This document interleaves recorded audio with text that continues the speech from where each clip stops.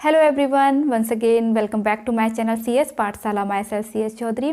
तो जैसा कि आपको पता है, हमारी जो करंट सीरीज़ चल रही है वो चल रही है क्लास 10th केमिस्ट्री का chapter number 3 metals and non metals. Metals के बारे में हम प्रीवियस वीडियो में डिस्कस कर चुके हैं, जिसमें हमने ये जाना था कि मेटल्स क्या होते हैं, क्या इनकी फिजिकल प्रॉपर्टीज़ होती है और क्या इनकी केमिकल प्रॉपर्टीज़ होती है। और आज मैं आई हूँ एक नई वीडियो के साथ जो है नॉन मेटल्स के बारे में।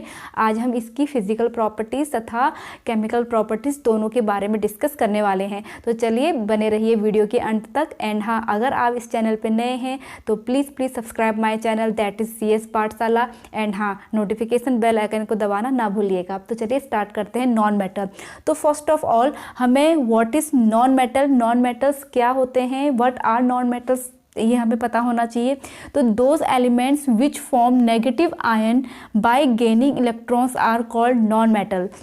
मीन्स सेम यहाँ पर मेटल्स की तरह ही डेफिनेशन है, वहाँ पर positive ion by losing electron है, बस यहाँ पर negative ion by gaining electron है, उन्हें हम नॉन मेटल कहते हैं। मीन्स किसी भी रिएक्शन में ऐसे एलिमेंट जो इलेक्ट्रॉन लेते हैं और बॉन्ड बनाते हैं उन्हें हम नॉन मेटल कहते हैं। और जनरली इन मेटल्स के जो जो एलिमेंट्स होते हैं, इनकी जो आउटरमोस्ट सेल होती है वहाँ पर 1 2 3 ऐसे इलेक्ट्रॉनों की आवश्यकता होती है अपना ऑक्टेट पूरा करने के लिए। इसलिए मेटल्स या अदर किसी भी एलिमेंट्स के साथ जाकर के रिएक्शन करते हैं और अपना ऑक्टेट पूरा करते हैं, और जिससे ये नेगेटिव आयन बनाते हैं क्योंकि ये इलेक्ट्रॉन को गेन कर रहे हैं, इसीलिए उन्हें कहा जाता है नॉन मेटल। ठीक है। और इनकी जो पीरियोडिक टेबल है, इनकी पोजीशन होती है आपके जो पी ब्लॉक है आपका, वहाँ पर ऑलमोस्ट जो नॉन मेटल्स की जो अकरेंस है वहाँ पर पाई जाती है। जैसे आपका क्लोरीन, ब्रोमीन है, नाइट्रोजन, ऑक्सीजन है, ये सब आपके नॉन मेटल्स में आते हैं। तो चलिए बात कर लेते हैं इसकी फिजिकल जो प्रॉपर्टीज़ हैं उनकी। तो आपके यहाँ पे physical properties of non metal सबसे पहला लिखा है मैंने ब्रिटलनेस। ब्रिटलनेस को हम हिंदी में कहते हैं भंगुर, इसे हम हिंदी में कहेंगे भंगुरता। अब देखिए भंगुरता का मतलब क्या है। ओके, भंगुरता का मतलब है कि इनकी जो स्टेट होती है वो होगी तो सॉलिड ही, लेकिन जब हम उसको बिटन करेंगे, मारेंगे, तो वो छोटे छोटे पीसेस पे कन्वर्ट हो जाएगा। सपोज़ आपकी चौक है, अगर आप उसको पैर से दबाएंगे तो वो किस में चेंज हो जाएगा, स्मॉल स्मॉल पीसेस में आपका कन्वर्ट हो जाता है।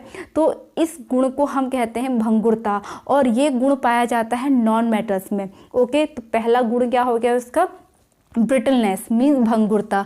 सेकंड है इसकी फिजिकल स्टेट।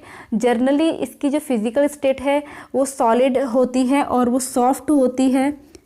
ओके, बट यहाँ पर इसका एक एक्सेप्शन केस है। क्या है वो, डायमंड।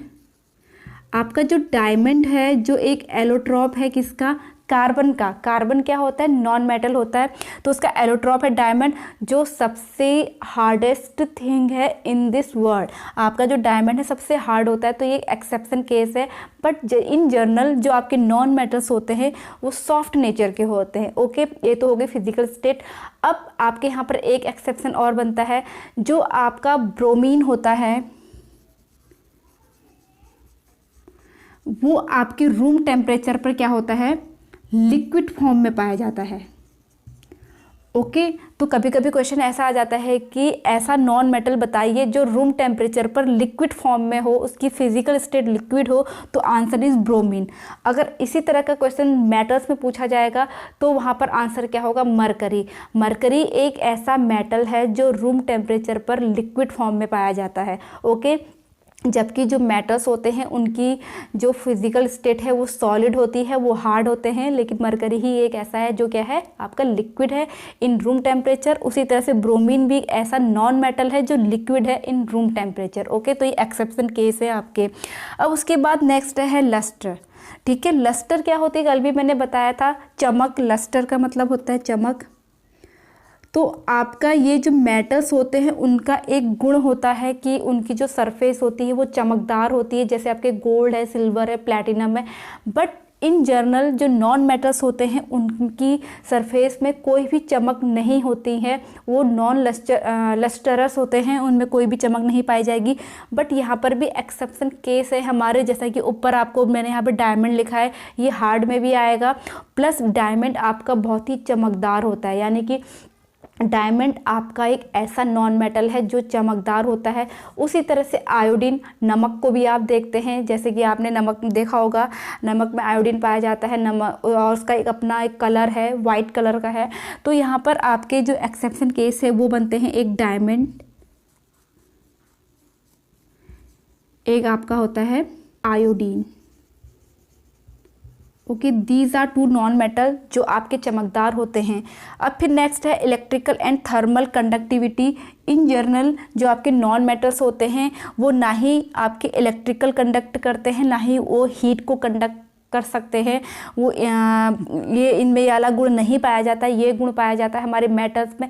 बट यहाँ पर जो एक्सेप्शन केस है आपका ग्रेफाइट, ग्रेफाइट यहाँ पर आपका एक्सेप्शन केस है। ये गुड कंडक्टर ऑफ हीट होता है। ओके, इन जनरल में तो ये बिल्कुल भी आपके जो इलेक्ट्रिकल है, थर्मल है, कंडक्टिविटी नहीं होगी नॉन मेटल्स में। परंतु जो ग्रेफाइट है, जो कार्बन का एक एलोट्रॉप है, वो आपका गुड कंडक्टर ऑफ हीट होता है। उसके बाद नेक्स्ट है आपका मेलेबल एंड डक्टाइल। जैसा कि आपको इन दोनों का मतलब पता है। मेलेबल का मतलब क्या है, जब हम किसी को मार मार के एक चादर में कन्वर्ट कर सकते हैं, जबकि डक्टाइल का मतलब क्या होता है, उसे खींचकर हम एक वायर में कन्वर्ट कर सकते हैं। और ये दोनों का दोनों जो गुण पाया जाता है वो मेटल्स का पाया जाता है, लेकिन नॉन मेटल में ये गुण नहीं पाया जाता है। अगर उसको हम खींच के ना ही उसे हम तार में कन्वर्ट कर सकते हैं, ना ही उसे हम चादर में कन्वर्ट कर सकते हैं, क्योंकि ब्रिटल होते हैं, ब्रिटलनेस पाई जाती है उसमें। अब लास्ट है आपका melting and boiling point. Melting and boiling point जो आपके मेटल्स होते हैं उनके तो बहुत ज़्यादा high melting point and boiling point होता है, बट नॉन मेटल में ये गुण नहीं पाया जाता। इनकी low melting point and boiling point होता है, means low MP and BP। Okay, but यहाँ पर एक्सेप्शन केस है आपके, जैसे बोरॉन है, कार्बन है, सिलिकॉन है, मीन्स एक्सेप्शन केस क्या बन जाएंगे यहाँ पर, बोरॉन, कार्बन, सिलिकॉन। ये ऐसे आपके नॉन मेटल हैं जिनका हाई मेल्टिंग पॉइंट या बॉइलिंग पॉइंट पाया जाता है। तो ये तो थी मेन इनकी फिजिकल प्रॉपर्टीज़। इसी तरह से हम इसकी केमिकल प्रॉपर्टीज़ को भी समझ लेते हैं।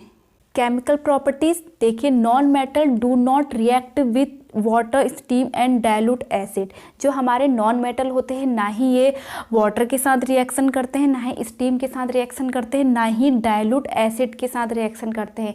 अब इसके पीछे रीज़न क्या है, देखो रीज़न ये है कि क्योंकि ये इलेक्ट्रॉन एक्सेप्टर होते हैं, इसलिए ये H आयन, जो आपका H आयन है, इसको ये रिलीज़ नहीं कर पाते, जिससे आपके जो एसिड का किसी भी एसिड में जो हाइड्रोजन प्रेजेंट होता है वो H2 गैस में कन्वर्ट नहीं हो पाता, रिड्यूस नहीं हो पाता, जिसकी वजह से ये रिएक्शन नहीं करते हैं।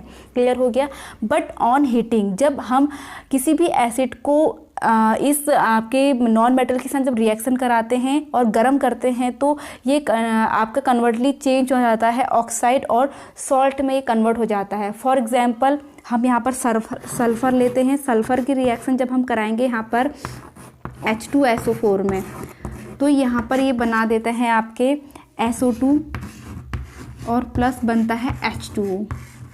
और ये भी कब बनेगा, आपका कोई भी नॉन मेटल एसिड के साथ रिएक्शन कब करेगा, जब हम दोनों की रिएक्शन कराएंगे और उसे हम गरम करेंगे। ओके, तभी रिएक्शन होगी, अदरवाइज रिएक्शन नहीं होगी। अब दूसरी रिएक्शन है यहाँ पे डिस्प्लेसमेंट रिएक्शन। मेटल्स की तरह नॉन मेटल भी डिस्प्लेसमेंट रिएक्शन दिखाते हैं। फॉर एग्जांपल क्लोरीन की हमने रिएक्शन कराई NaBr के साथ, तो ये क्या करेगा, क्लोरीन इस Na को क्या कर देगा, यहाँ पर से अपने ये Br को यहाँ पर रिड्यूस कर देगा और Cl इसकी जगह पे आ जाएगा। तो यहाँ पर ये बनता है NaCl प्लस Br2। ओके, आज इस रिएक्शन को हम संतुलित करेंगे तो यहाँ पे 2 लग जाएगा, यहाँ पे भी 2 लग जाएगा। तो इसकी ज़्यादा केमिकल प्रॉपर्टीज़ नहीं है, ओनली 2 ही है। एक एसिड के साथ रिएक्शन है, वो भी कब करेगा, जब वो उसे हम गर्म करेंगे। दूसरी है डिस्प्लेसमेंट रिएक्शन, मेटल्स की तरह ये भी डिस्प्लेसमेंट रिएक्शन को शो करते हैं। तो ये थी इसकी केमिकल प्रॉपर्टीज़। आई होप आपको जो नॉन मेटल है उसका कॉन्सेप्ट क्लियरली समझ में आ गया होगा। अगर आपको मेरा वीडियो लेक्चर समझ में आया हो तो प्लीज़ लाइक कीजिए, कमेंट्स कीजिए, शेयर कीजिए and please subscribe my channel CS पाठशाला। और मैं मिलूंगी अपनी नेक्स्ट वीडियो के साथ, तब तक स्टे ट्यून्ड, बाय बाय।